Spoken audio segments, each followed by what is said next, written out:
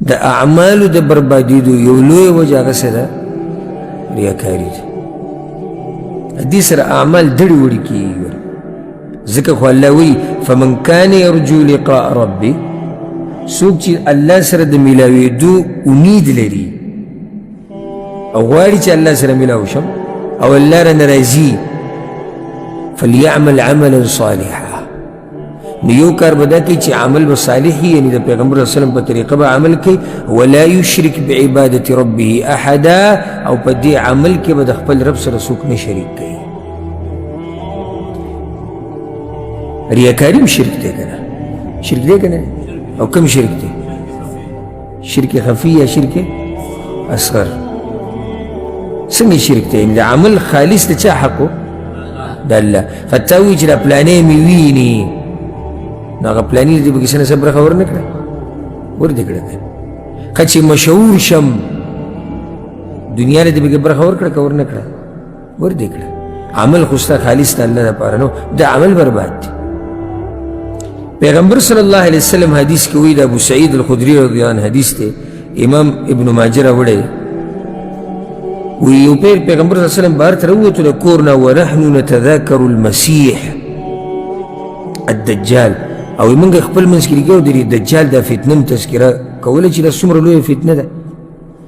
وی پیغمبر صلی الله علیه وسلم وی چې الا اخبرکم بما هو اخوف علیکم عندي من المسیح الدجال تاسو زه بله خبره ذکر نه کړم زه د دجال په باره کې په تاسو دومره نه یېرېږم څومره چې دغه خبرې په باره کې یېرېږم هغه ورته یا رسول الله ولې نو الشرک الخفي د پټ شرک په باره کې زه ډېر یېرېږم ډېر یېرېږم د دجال فتنې په باره کې دومره نه یېرېږم په امت څومره چې د پټ شرک په باره کې یېرېږم نو پټ شرک څه ته وایي هغې په خپله وضاحت کوي ان یقوم الرجل یصلي یو سړی پاڅېد د لمانځه دپاره فیزین صلاته نو د خپل لمونځ ډېر ښایسته کوي لما یرى من نظر رجل د دې دپاره چې د پلاني هغه نظر راباندې لګېدلی دی نو د هغې د لاسه یې لمونځ څه کړو ښایسته یې کړو امام شوکاني رحمه الله وایي د حدیث په وضاحت کې وایي دا سړی ګورې اصل پاڅېدلی دې دپاره لمونځ یې د الله دپاره کوو خو چې کله پې د پلاني نظر پرېوتو نو خبره بل طرف ته واوړېده مونځ یې اوږد کړو ښایسته یې کړو چې د پلانۍ مې ویني نو خبره یې برباده شوه ګډه وډه شوه نو بیا هم څه خیال دی چې یو سړی د بنیاد نه عمل د الله دپاره نه کوي د هغه به څه حال محمود ابن لبید رضی الله عنه روایت دی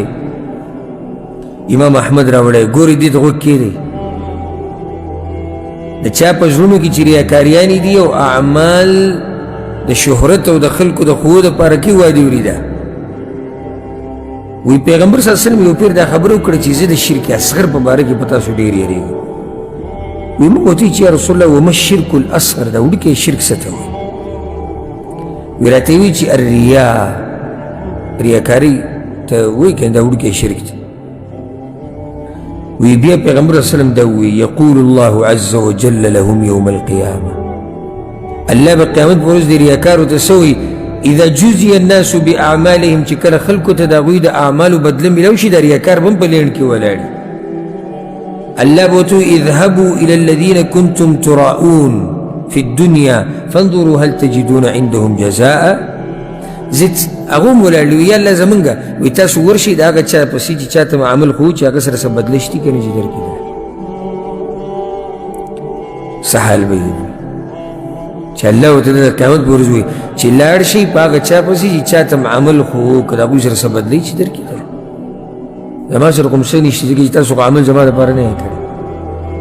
چې زه دله ثواب درکړم او زه دله نیکیانې درکړم په څه نو ریاکاري دا شرک اصغر دی